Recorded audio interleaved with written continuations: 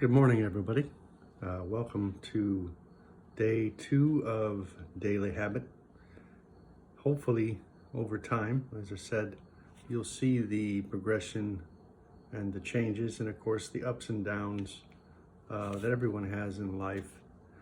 I think often, as I was mentioning yesterday, try to form a habit, which is really intent, right? You have to have intent, which means you have to have a reason for doing it. So the reason for me is honestly to keep it simple and to focus on reading a passage and then kind of thinking about that,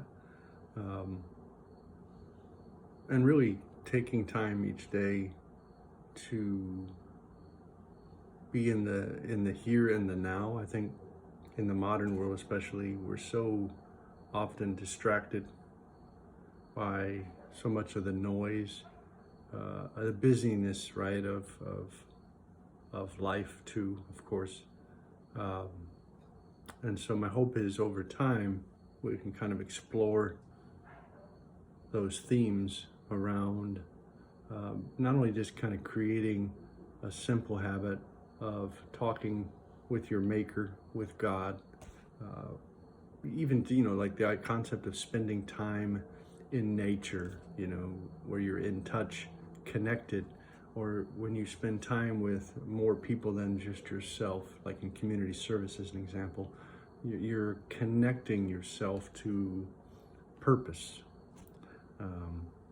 So today we're reading from page 33, part 2, called Holy Moments Explained. So here we go. An icon of goodness.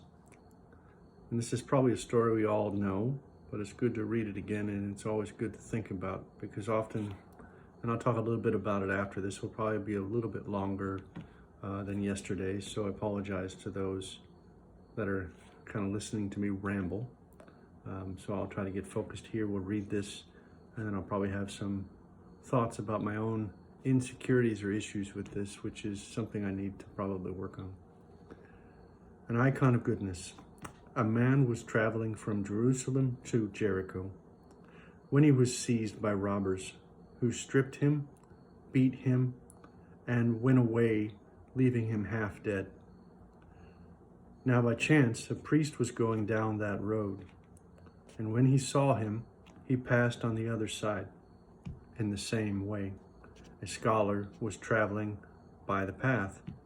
When he came to the place and saw the man laying beaten by the side of the road, he looked away and quickly passed by on the other side.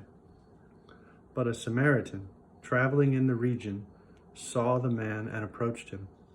Seeing that he was naked and badly beaten, the Samaritan was moved with pity. He took the wounded man in his arms, treated his wounds with wine, and soothed them with oil, and then bandaged them. The Samaritan put the unfortunate man on his donkey, brought him to an inn, and took care of him. The next day, he took money from his own purse, gave it to the innkeeper, and said, "Take care of him.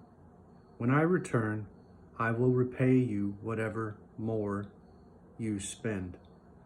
The Good Samaritan is legendary. He is a world icon of goodness. He is recognized by believers and non-believers alike. Anytime someone goes out of his or her way to selflessly help others, especially a stranger who is in need, we refer to that person as a Good Samaritan. Even secular media outlets use the term. The Good Samaritan is the patron saint of holy moments. What the Good Samaritan did was a spectacular holy moment.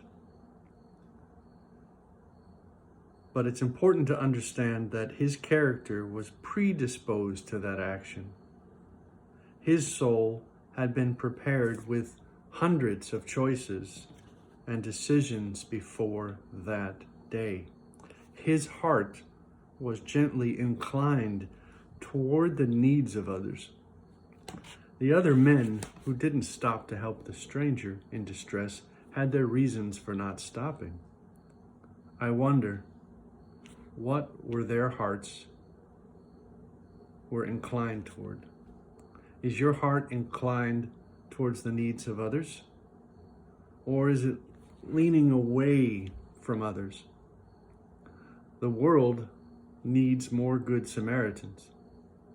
The world needs more holy moments. The world needs you and me to collaborate with God and each other to create those holy moments. But I think this is a really good passage today, and thank you for kind of hanging out with me a little bit longer than yesterday. So the concept, I think, behind creating this daily habit with God, and I think when you listen to this, even if you're a non-believer, and I get that, it's okay. We all have to go through our life and our path and our journey. You can get behind the idea of the Good Samaritan. You can get behind the ideals of helping your neighbor. You can get behind the idea of that it doesn't have to happen all at once. If you daily work on this idea of being holy rather than unholy, it builds up over time to build your character. So my hope is, as we explore this together, over the course of 30, 60, 90, maybe even a year, it may take us a while. I know it's always taken me a long time in my life to build things that really, have substance, right? Hopefully, over the course of this journey together, we'll see that impact, not only in ourselves, but clearly in others. Because if you think about a teacher, a good teacher you had in your own life, you may not even realize it, but that teacher's had an impact on you that ultimately built up in you to go on to do other things, right? And I think even with yourself, when you're doing things out in the world and they're good things, you may not see the outcome because we honestly don't see the inside of the person, what issues they're going through, what hardships they're going through, what sadness they may have. They may not always tell you, right? You might see it on their face. So be willing to talk to someone, be willing to recognize that we all have our stories to tell. We all have our issues going on.